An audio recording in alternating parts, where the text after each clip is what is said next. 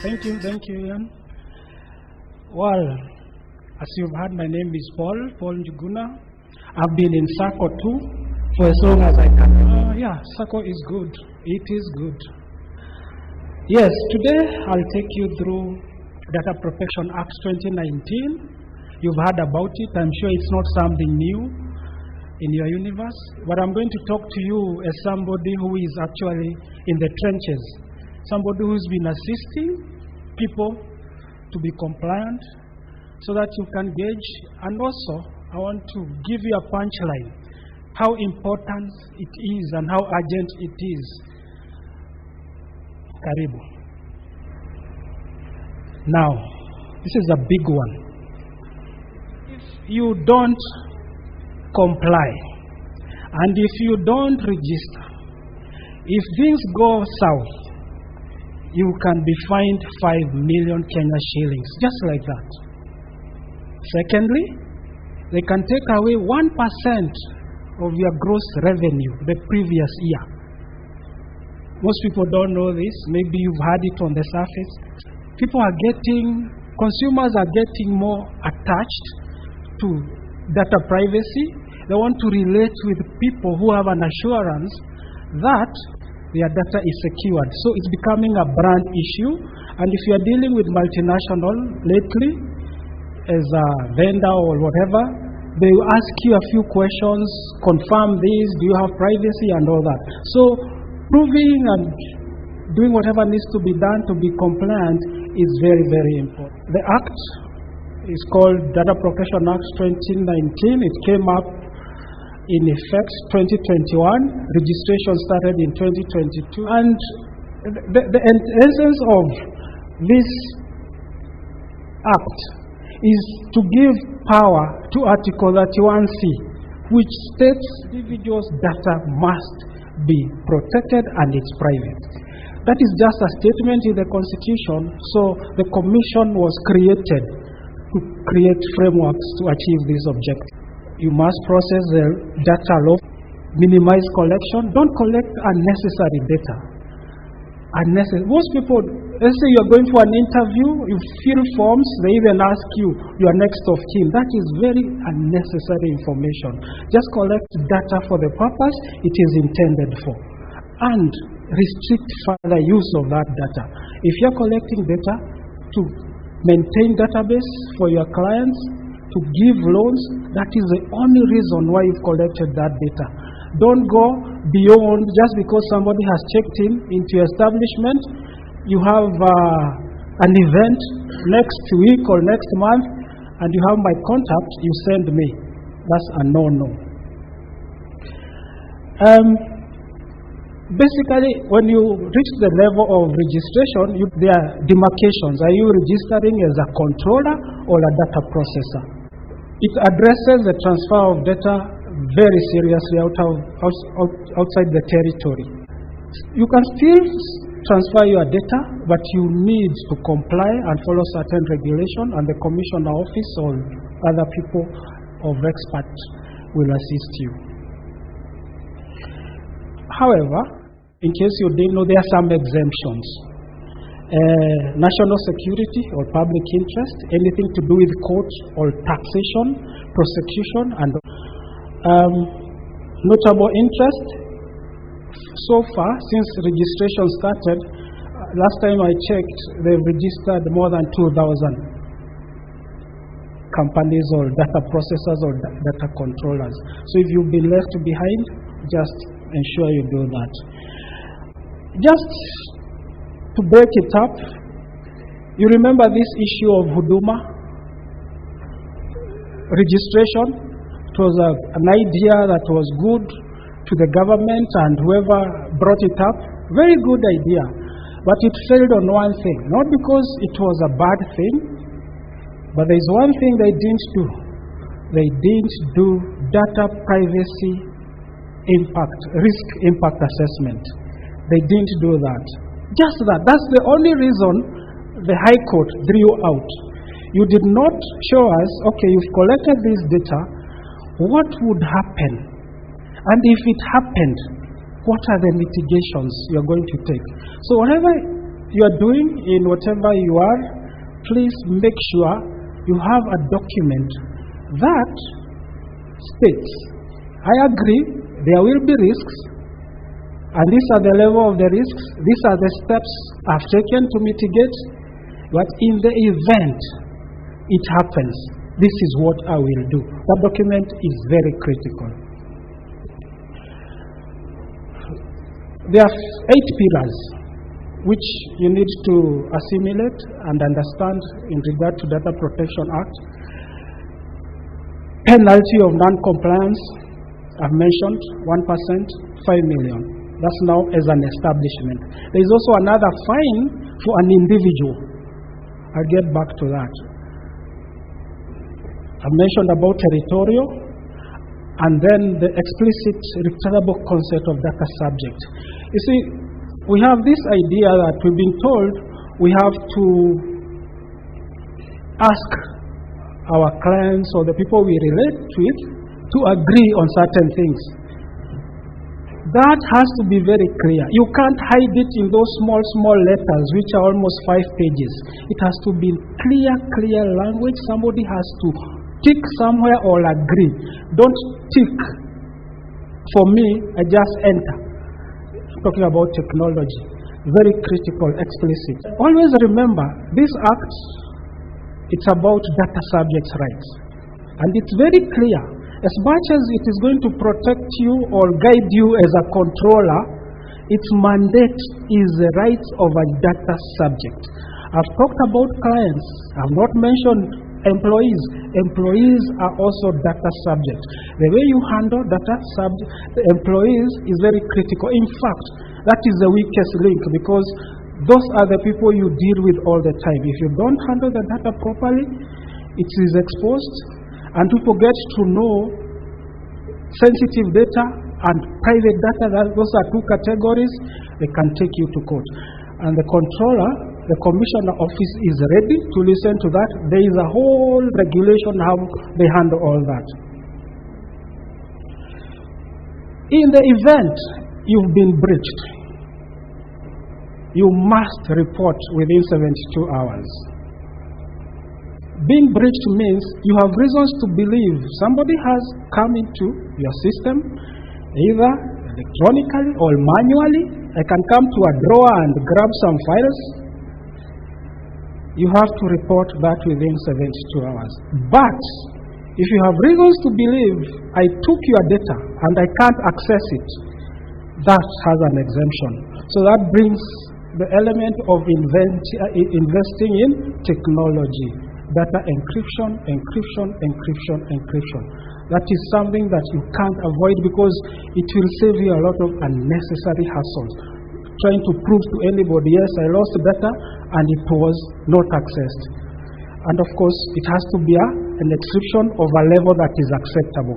Privacy by design, just like in the last several years, there's been a buzz. Safety, wherever you are constructing something, wherever you are doing something, it's about safety and anything you do. Today, you are designing systems, or you are going back to review them, you must have data privacy on the table, not after you've done all that.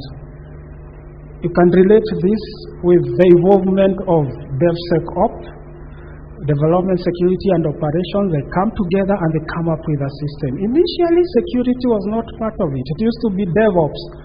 Security has found its own way there because it's a necessity. Same thing, the data privacy has to be there by design. Data inventory, you have to have a way of explaining, this is the data I collect, and this is what I do with it, and this is how long I will keep it, and this is how I will get rid of it. You have to have that. Depending on your size and in terms of operations, it is important to have somebody who is in charge of this function. It doesn't have to be an employee. It could be even somebody who is doing that task for different other organizations. All said, accountability. you have to be going back, check, do audit of your data. You have to have a story about your data. That I have this data, I am aware what is happening to it, it is safe. And so is in charge of it.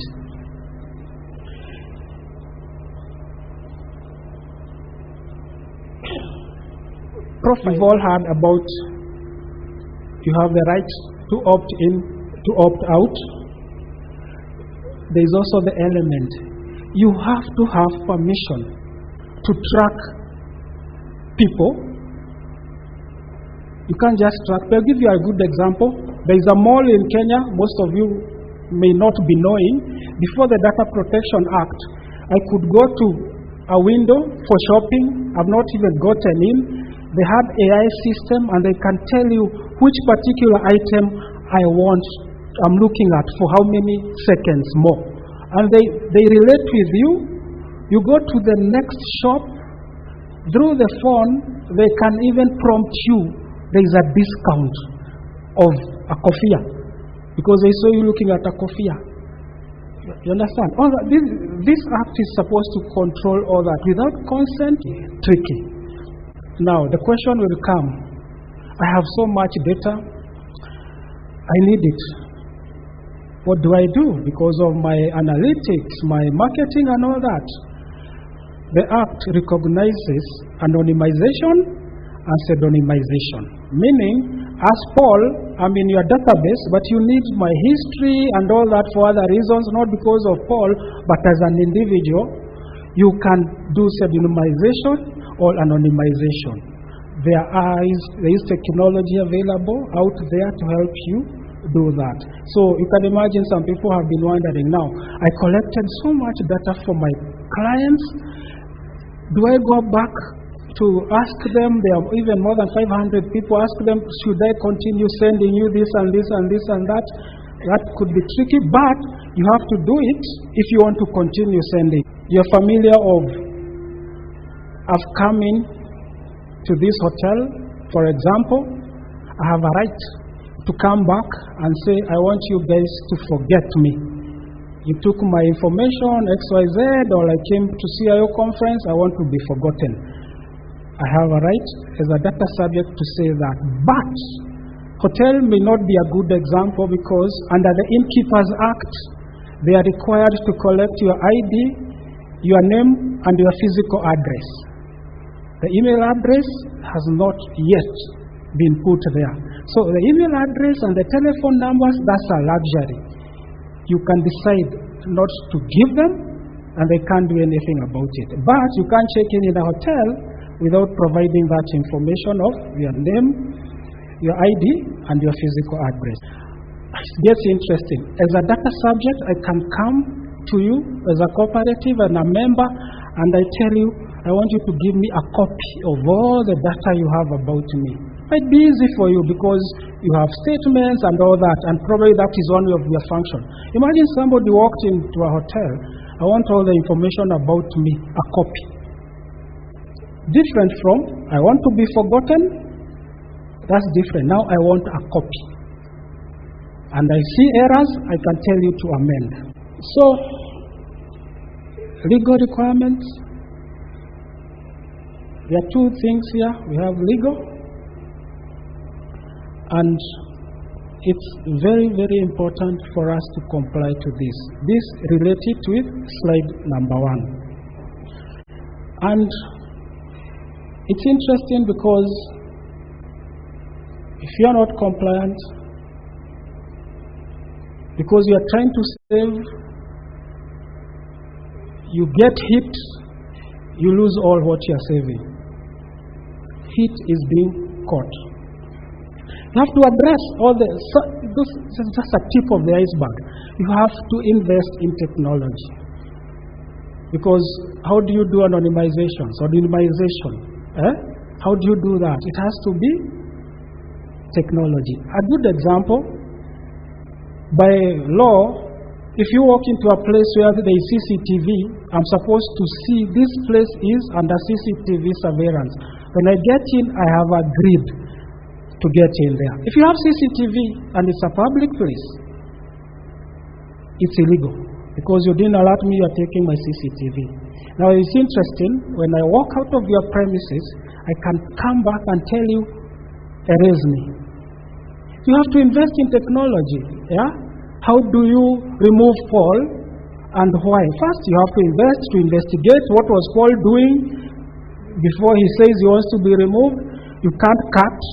You just have to do the things we see. Maybe mask my face, I'm not visible. That you can't just do it. It's an investment. Don't collect unnecessary data. Collect it for whatever it's intended for. And always remember, the less data you have, if it's not necessary, the less convenience it is for you. This is a guest registration card. You've checked into a hotel, either online, and when you check in, you have to sign, isn't it? When it's printed, unless you are in a level where your details are visible, hotels have gone a level of investing that even your personal details are not visible to just anybody working there. This is an investment. So you have to also look at it from where you are coming from. You have documents which have personal data, IDs and all that, passports. If that document is critical for something, you as a controller or a processor, what will you do to make sure that not all data is visible just because this document is needed? Even the screens themselves. Just because somebody is at the reception and checking something about you as a guest doesn't give them the right to also see everything. It is also a must. You have to have privileged rights to be able to see some of those things. Look at it that way. And also the systems you are using. Is it necessary for everybody who is accessing details to see everything? Maybe I've just come to ask a question, the guy logs in. Why can it be they can only see what is necessary at that point? If more information is required, we take it to the next level. A good example, this is me. I was being enrolled in a loyalty program. You see, I've been told, should I opt in or should I opt out? This is happening in real world. Now, this is a letter that was written to one of the clients. This guy said, you have my information, I want you to remove and prove to me you have removed my information. This is real, eh? I've just made it a bit difficult for you to see who it is, but it's happening in real world. They will come to you, forget me. What will you do? You need to do some investment. And that is a journey of getting compliant. You have to start somewhere, a strategy. Policies. Come up with policies, internal policies. They help you. Even when the commissioner comes for inspection, because they come, they see you've started a journey. You can't achieve this journey immediately, but at least it's a journey you've started. Awareness, communication awareness. This is just a very small tip I've given you, but you need to have programs, everybody who is handling data in your establishment, to be able to be aware what is all this. I'm going to summarize the action you are going to take. Not in the conversation I've given you, but this is now even what I haven't told you. Data protection and privacy impact assessment, mandatory. Very, very important. You have to have it. Secondly, you have to have data privacy transformation program. You have to start this. And then, inventory. Privacy by design and third-party procedures. It's your business to know third parties handling your data, what are they doing.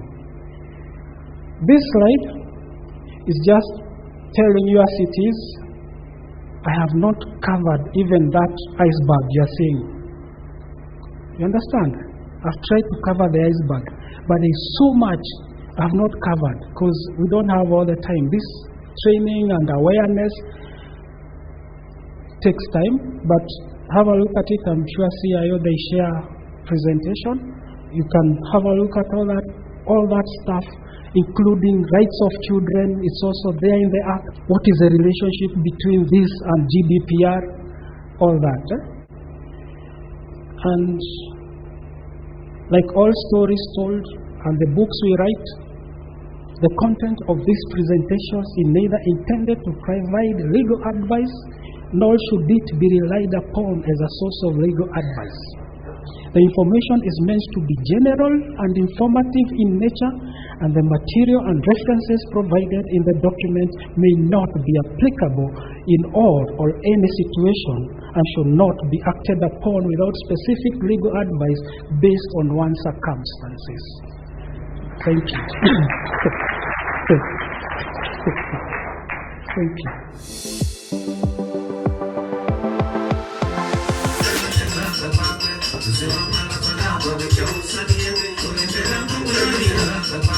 Zero